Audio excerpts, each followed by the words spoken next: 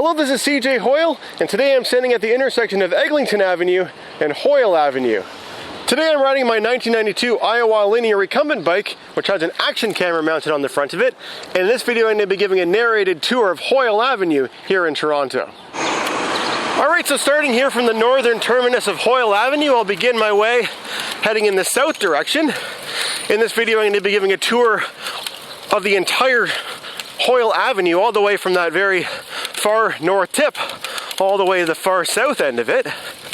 And I'll be giving my commentary along the way, as I usually do in these videos.